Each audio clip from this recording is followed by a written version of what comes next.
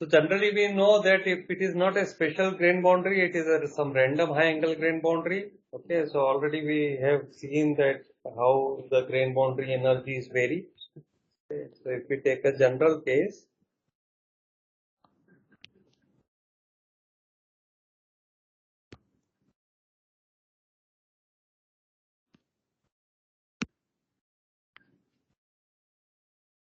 we have seen this theta is the energy. So after a certain angle, you can see that the whatever is the mirror misorientation, if you are not considering the special boundaries, any random boundary, the energies will be constant. Okay, so that means if I take these three grain boundaries, there is some random grain boundary, angle grain boundaries. Okay, I can consider that these three energies then will be equal. So 1, 2 will be equal to 2, 3 will be equal to 1, 3. Okay, then what should be the condition here? If these three are equal,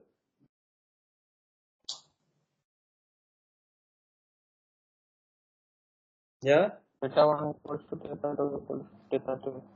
yeah, 120 degrees. have to be equal and it has to be 120 degree, isn't it? So if these three forces are equal, then all these angles have to be equal and equal to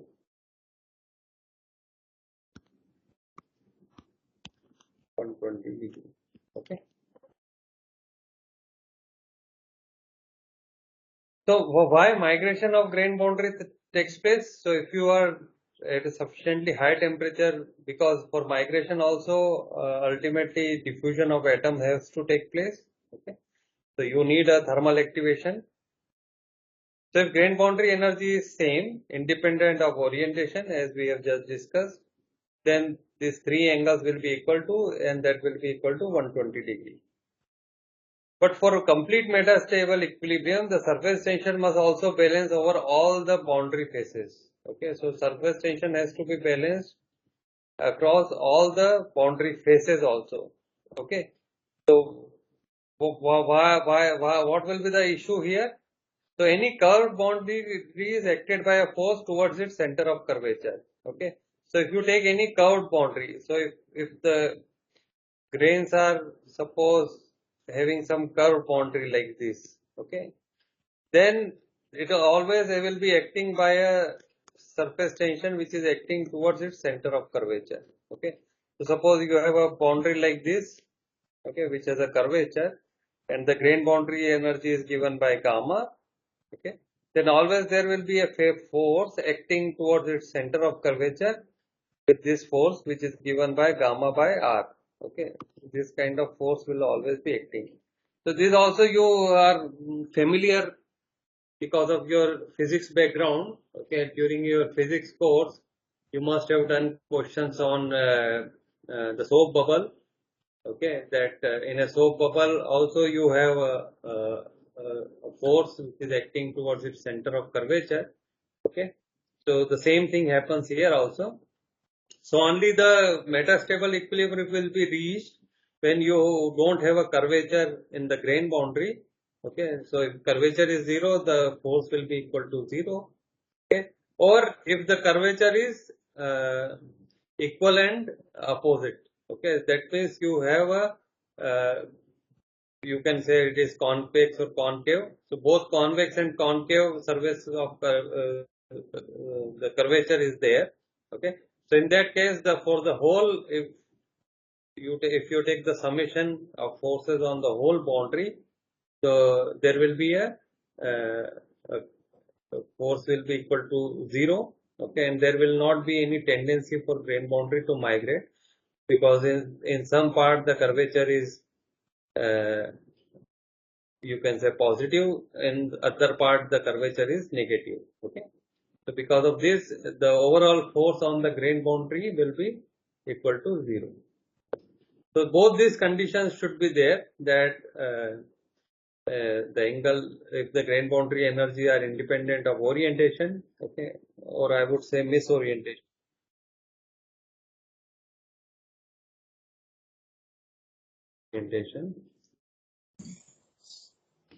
and the curvature should not be there. Okay, so either it should be a flat boundary or it should have a equal and opposite curvature on the boundary. Okay. So in real metallurgical materials, the boundaries have no net curvature in one direction. Okay, therefore inherently unstable and migrate toward their center of curvature. Okay, now in real materials, okay, achieving this condition is not possible. Okay, usually the grain boundary will always have a net curvature in one direction. Okay, so because of that, the material is always inherently unstable. Okay, and it will migrate toward their center of curvature. Okay, so if you consider a simple case, okay, for a space filling arrangement, okay, so either you can have grain boundaries like this, maybe like this, or grains like this to have a space filling arrangement. Okay, so we are looking here it in 2 dimension right now. Okay, so if you have a this condition, okay, the problem is that the angle will be here 90 degree, isn't it? So all this angle will be 90 degree. So this is not a stable condition. We have just seen that you have to have a 120 degree angle for having a metastable equilibrium. So to satisfy this condition and to create a space filling arrangement here, okay, and to also to have a boundary without any curvature, okay, the most geometrical or stable geometrical form will be this kind of hexagonal shape for the grains. Okay, so if you create this kind of hexagonal shape like this,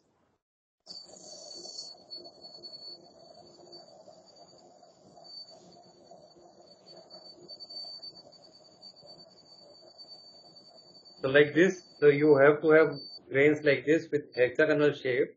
Okay, so in this case you have reached both the condition that the grain boundaries are making an angle of 120 degree at the triple junction. Okay, and the surface or the grain boundary plane is a flat plane. Okay, it doesn't have any curvature. So this is the metastable equilibrium you can reach in the material if you have this condition. But usually, as we just saw, either you have, so in this case you can see for each grain you have to have 6 grain boundary. Okay. So if your material is or your grains is having less than suppose 6 grain boundaries, okay, what will happen? To maintain this 120 degree relationship at the triple junction, okay, your grain boundary will have a curvature like this because you have to maintain a 120 degree relationship here. So here it has to get curved and reach that 120 degree angle. Okay, but because these are, let's say, less than 6 grain boundaries, let's say there are only 3 boundaries. Okay, so again here also it has to reach the 120 degree relationship. Okay, so what it will try to do, it will try to have a curvature in between that to reach a 120 degree relationship here. If you are making it flat, then the angle at the triple junction will change. It will not remain 120 degree. So to maintain 120 degree relationship, it has to have a curvature like this. Okay, so if it is less than 6 grain boundaries in this case as well as in this case, okay, where you have 4 boundaries, so again less than 6 grain boundaries. In both the cases, the curvature is such that the force is acting inside the grain. Okay, so you have forces acting inside the grain. So if your grain is having less than 6 grain boundaries, it will shrink. Okay, and if I have more than 6 grain boundaries, again, so in this case you have 1, 2, 3, 4, 5, 6, 7 boundaries. Okay, and again to maintain the 120 degree relationship here, it has to have a curvature. But now this curvature is such that the force on the boundary is acting away from the grain because it is still acting in the direction of the center of curvature. Okay, but because now the curvature is in opposite direction, so now it is the grain boundary force is acting away from the grain. Okay, so in this case the grain will grow. Okay, so now you have these three conditions. If I have 6 grain boundaries and 120-degree relationship is maintained at the triple junction, you have a metastable equilibrium. So this is a stable microstructure. If you heat or if you anneal this material also, nothing is going to happen. Okay, the grains will remain same after prolonged annealing also. However, in the grains, if you have grains with lower number of grain boundaries, like 3 or 4, then the force will be acting within the grain, then these grains will shrink and these grains will grow. Okay. So this is actually the condition for the grain growth. I think maybe you are familiar with this term. Are you familiar with the term grain growth? Have you heard this term anywhere?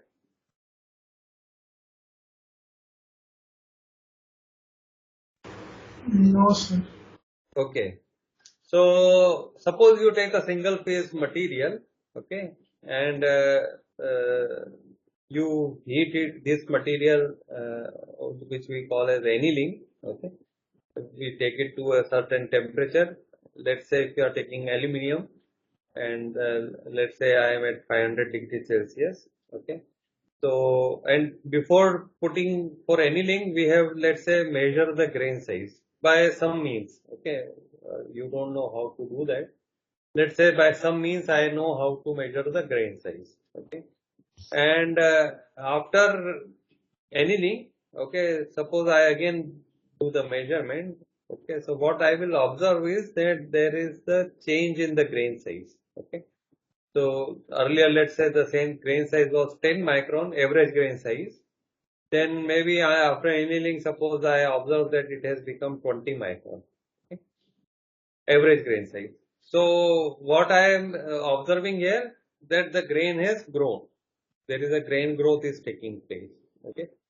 And why it is taking place? Because suppose we are assuming that this 120-degree condition is maintained at the triple junction.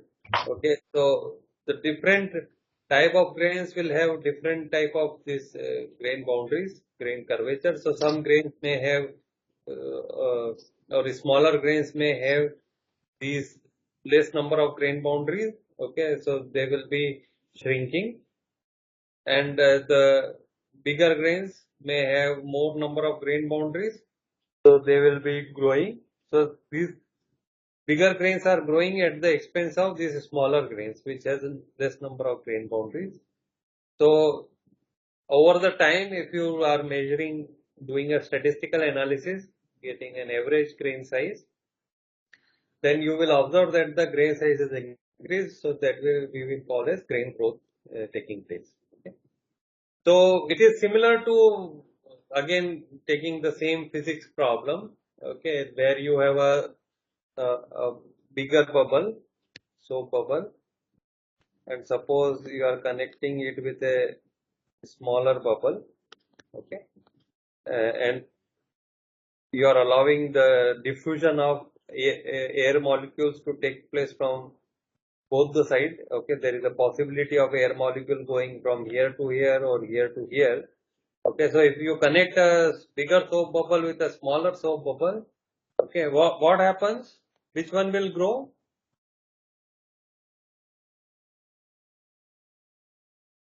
If you are connecting two soap bubble, one is bigger in size and one is smaller in size, okay, and you are allowing the gas molecules to go from one bubble to another one, okay, then which bubble will grow? Bigger one. Bigger one, correct. Okay, because already we have seen that in this case the force which is acting, we have seen it is equal to gamma by r. Okay, so suppose surface tension is same in both the cases, okay, because it is same material. So only the r will be different. So in this case the r is small, okay, so the force will be more acting inwards, whereas in this case the force will be, for bigger bubble, the force will be small, Okay, so this one will shrink and this one will grow. Okay, so similarly in the material also it happens that the larger grain, because they will be having more grain boundaries, so their curvature will be such that the force is acting away from the grain center. So the bigger grains will grow and the smaller grains will have a less number of grain boundaries. So in this case the force is acting within the grain and those grains will shrink. So if you look at the kinetics of the grain growth, okay, so the driving force for grain growth is to reduce total number of grains, thereby increase the mean grain diameter. Okay, so if you look at the mean grain diameter, okay, so this is the kind of kinetics which is followed. So the grain size at after some time t, okay, so this is the grain size after time t. This is your initial grain size, okay, and this is the time t which we are interested in. So it will follow a relationship like this, that d the grain size of d bar, which is the grain size after time t square, is equal to d naught square plus kt. Experimentally, it is found that d bar is equal to k prime t to the power n. Okay, and usually this n is less than 0.5. Okay, so in very pure material, highly pure material or pure metals, you will see that n is equal to 0.5. Okay, but for any normal commercially pure materials or maybe alloys and all these materials, okay, n is usually less than 0.5. Okay, so n is less than 0.5. And you can use a relationship like this. Okay, instead of this, I can use a relationship like this. Okay, where d bar is k prime t to the power n. Okay, so n becomes 1 by n. It will become 1 by n if I bring it here. So d to the power 1 by n is equal to k to the power 1 by n into t. And since n is 0.5, so it becomes a square. So it will become similar as this first equation. Okay, only this particular term is not there. The d naught term is not there. So experimentally, people have found out that the grain growth equation follows this kind of equation. Okay, where n is usually less than 0.5, and why it is less than 0.5? That is due to solute drag effect. Okay, what is this solute drag effect?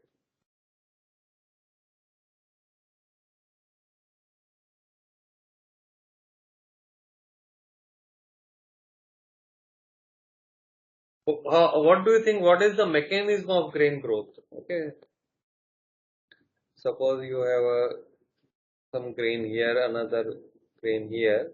Okay, of course these are touching. Okay, so what is the mechanism of grain growth? How the grain growth will take place?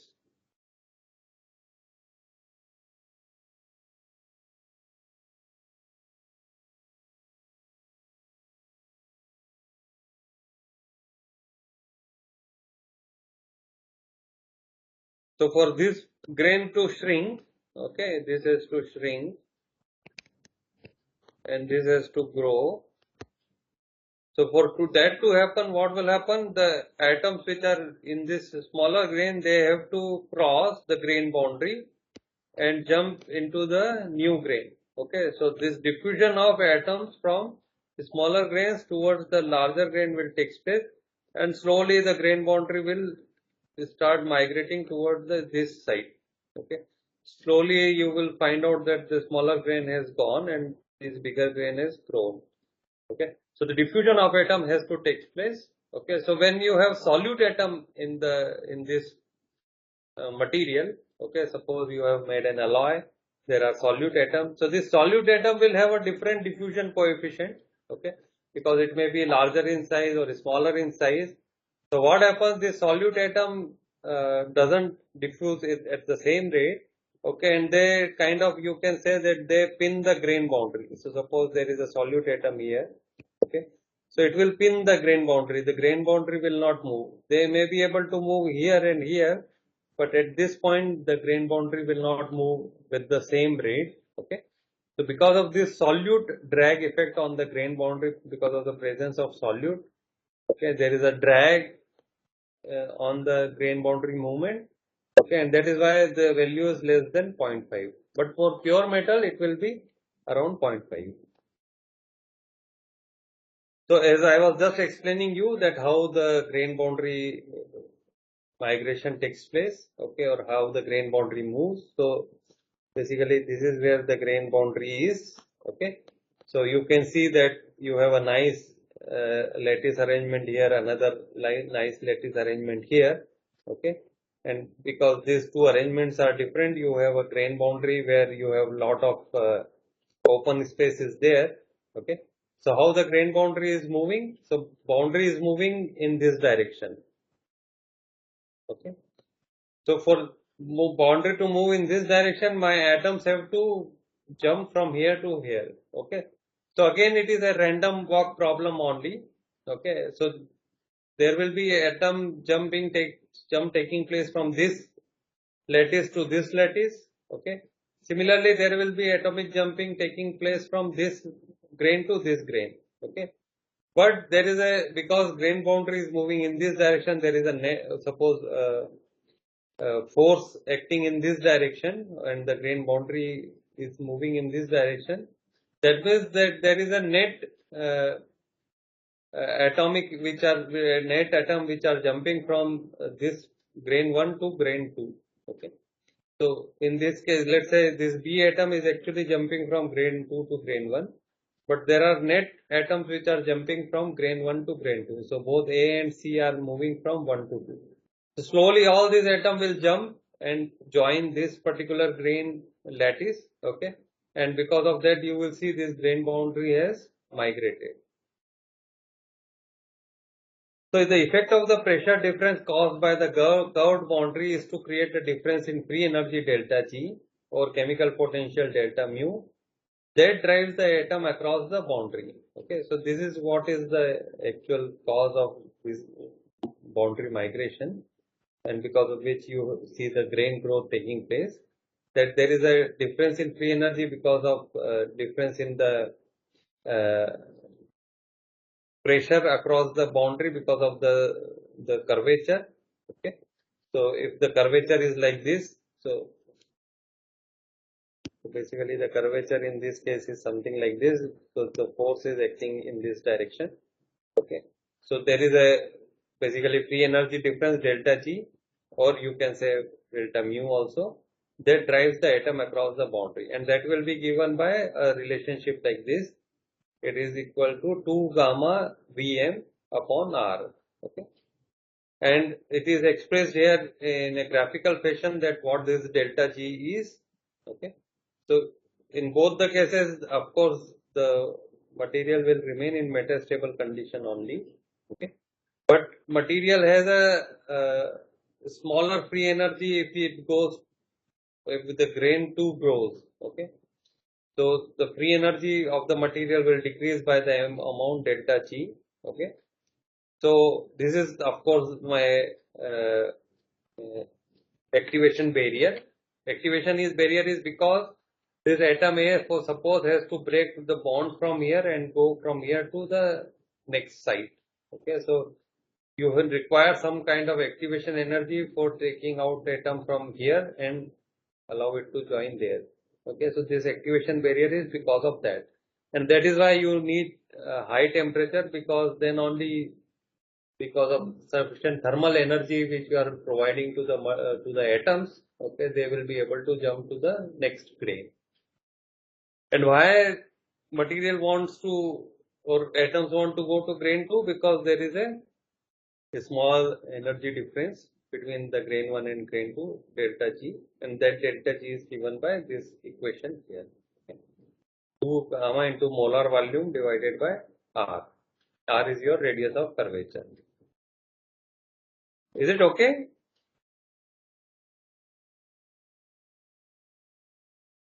Any questions?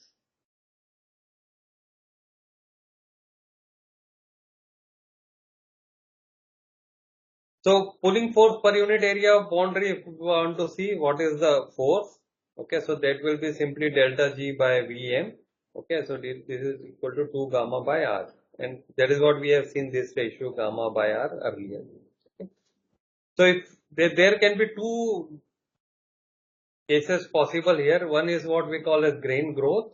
Okay, already we have discussed. So in case of grain growth, free energy is difference due to boundary curvature. Okay. So we have just discussed that the boundary curvature is the driving force. Okay. So because of that, grain growth will take place. And this is a soap bubble model. Again, we have seen earlier also. Okay. So initially, lot of grains are there. Okay. A lot of basically soap bubbles are there with different sizes. Okay. So you can see that the smaller ones are reducing in size and bigger ones are growing at the expense of the smaller one. Okay. So slowly you will see that the bigger ones are growing, and after some time 225 seconds here. Actually, I hope it is seconds or is it minutes? I don't remember. So you will see only 4 or 5 grains are possible. There is another process called recrystallization. Okay, you may not be knowing that right now.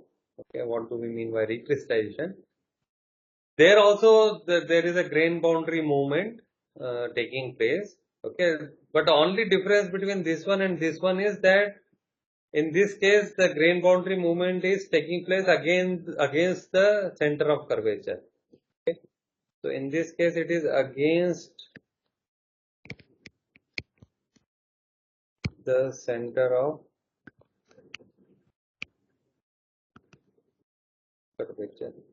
So why it is against the center of curvature here, whereas in this case we said it is towards the center of the curvature, is because recrystallization takes place in the material which has very high dislocation density. Okay? And the grain boundary is movement is because the difference in dislocation strength energy between the two grains. Okay, so suppose you have a grain boundary curvature like this. Okay, so according to our grain growth, it should the force should act in this direction, but it is not doing that. The force is acting in this direction, and why it is doing that? Because in recrystallization you have a new strain-free grains grow in the already strained matrix. Strained matrix means where you have higher dislocation density. So here the dislocation density is low. Okay, it is low here, and here the dislocation density is high. So because of the difference in the strain energy, the grain boundary is moving in this direction. So there is a small difference between recrystallization and grain growth, that the grain boundary move against the center of curvature, and the reason for that is that the strain energy difference is there between the two sides. Okay, and the the grain boundary is moving in the direction where more dislocations are there or more strain energy is there. But in both the case, the force will remain same. The equation will remain same, that it is delta G by Vm. Okay.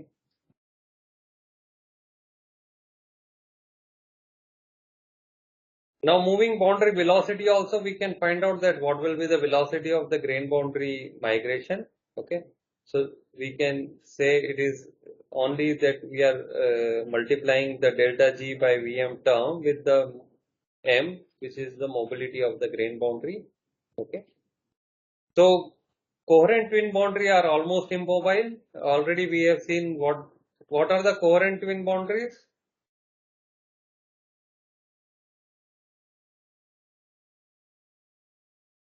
Mirror plane के opposite में same हो. Correct. So they are usually in FCC lattice. Okay, these are the mirror boundaries. Okay, so you have a mirror across them.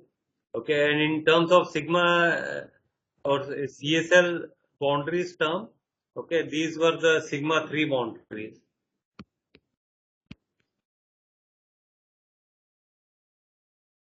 These are the sigma 3 boundaries. Okay. So coherent twin boundaries are almost immobile. Okay, they don't move. Okay, their mobility is very small. Okay, can you guess a reason why the mobility is small?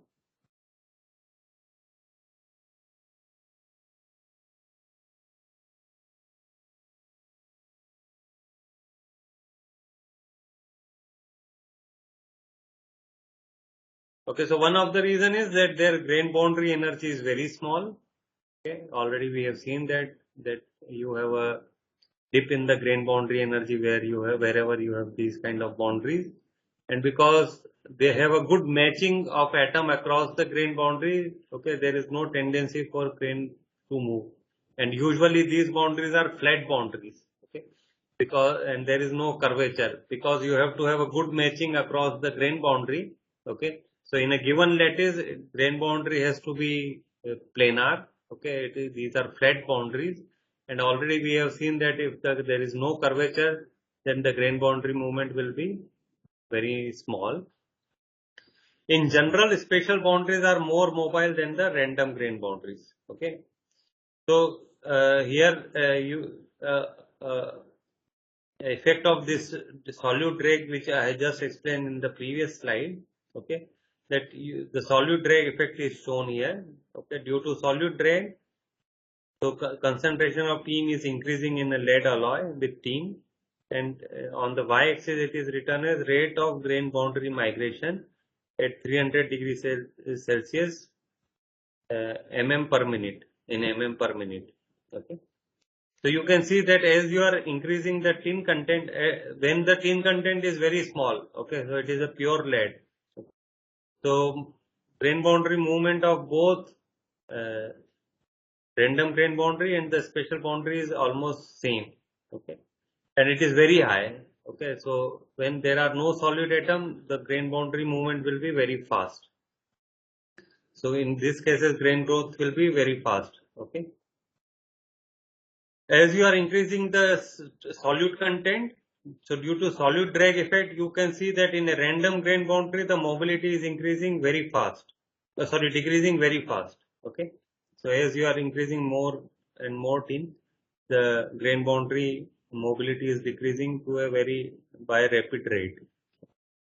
Whereas in case of spatial boundary, okay, the decrease is very slow. Okay, so the solute has a very different effect on a random grain boundary and a spatial boundaries. Okay, in general, spatial boundaries uh, means for coherent twin boundary, the mobility is very small. Okay, but if you see the solute drag effect, the solute drag effect will be higher on the random grain boundary than a spatial boundary. Okay, so spatial boundaries are also given here: 36 degree 111, 23 degree 111, and 26 to 28 degree 100. Okay, so for all these spatial boundaries, the effect of solute drag is very small, but for random grain boundary, it is very high. So force due to solute drag, if you want to see, as I told you that this solute act as a pinning center. So this is the grain boundary, and this gets pinned by these solute atoms. Okay, because these are not diffusing at the same rate. So the force due to solute drag will be given by 3F gamma by 2R. Okay, so where F is your fraction of the solute atoms. Okay, gamma is of course the energy of the grain boundary, and R is the radius of the curvature. And force due to grain boundary curvature is given by 2 gamma by d bar. So R is replaced here by the size of the grain d bar. Okay. So it will be 2 gamma by d bar. So which is here. So this is where your grain boundary will be moving because of the curvature, and this is the drag force acting against the movement of the grain boundary. So maximum grain size in presence of these solute, or if any precipitate is there or particle is there, okay, that will be given by this relationship. So this is D max. This is the maximum grain size in presence of these kind of particles or solutes. Okay, and that will be given by 4R by 3F. Okay, so R is of course your mean radius of particles. Okay, and F is the volume fraction of particles, these particles, okay, which are pinning the grain boundary. Okay, what is the fraction of that, and what is the radius of these particles? Okay, so what will happen? So initially you will see the grain growth, okay, but after a certain size, okay, there will not be any grain growth. So in a single phase material, the grain growth will keep going on, okay, as you are increasing the time of the annealing. But with particles, the grain growth initially increases, but then it gets constant, okay, because these particles will be blocking the grain boundary, okay, and then the grain boundary doesn't have the sufficient energy, okay, to move. So after some time, there will be a constant grain size. Okay, so initially the grain size may increase and then it becomes constant. But in a single phase material, the grain growth will keep happening, okay, as a function of time. Of course, the slope will keep decreasing after some time. Okay, so the grain growth mobility or grain boundary mobility will keep reducing as you will reduce the curvature of the grain boundary. So this is one actually experiment done by one of the BTech student in his BTech project. A long back I did this, we did plan this work and we did the experiments. Okay, so what we did is we took a material, we did of course I am not telling you what this particular scan is. These are called EBSD scans, electron backscatter diffraction scans, where you can actually see individual grain with their grain boundaries. Okay, so what we did is we marked a point in the material. Okay, so this is our mark here, and we did the scan after putting this mark. Okay, and then we did the annealing of this material. Okay, so after certain amount of time, okay, T, we did the annealing. Again, we took the material back to the scan. Okay, you can still see the mark here. Okay, so you can see that few grains have grown here. Okay, for example, you can see this particular grain, it has grown here in this direction. Okay, if I can show you any grain which has shrunk, for example, this particular green grain also here, which was a very small grain here, okay, but it is also covered with even smaller grains around that. So you can see this green grain has grown here. Okay, similarly, let's see some other grain. Okay, so you see this particular grain which is surrounded by very small grains around that, and it has grown here. Okay, so it has consumed all the smaller grains around that, and you can see the curvature of the boundary also. Okay, the force has to act in outer direction here. Okay, the grains which are close to that, okay, maybe I can increase the size. Okay, so I was talking about this particular grain here.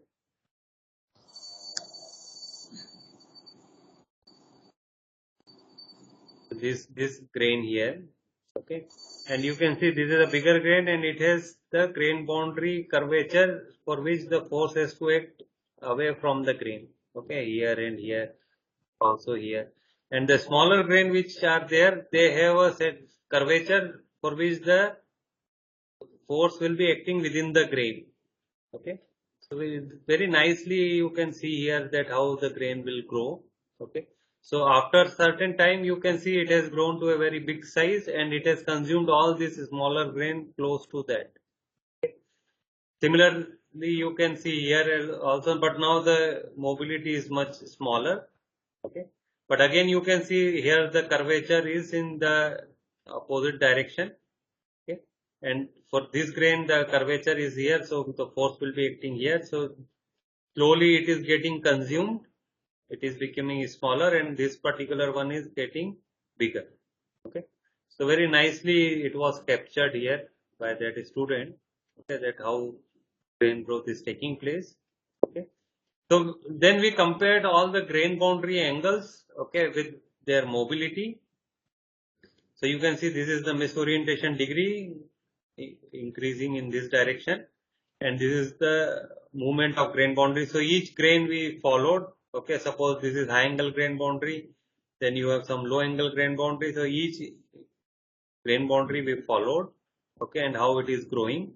So you can see a nice relationship, a linear relationship. Of course, there is a lot of scatter here, but a linear relationship is, you can see here, that with increase in misorientation angle, the movement of grain boundary in microns for a given particular given time, okay, it is increasing. So it has nicely captured whatever we saw in the theory, that with increase, that how the bigger grain are consuming smaller grain, and how the grain boundary misorientation is playing the role in mobility. So as the angle is increasing, those grain boundary has moved to higher micron by higher length, okay, which are shown here in micron. Okay, so we'll stop here.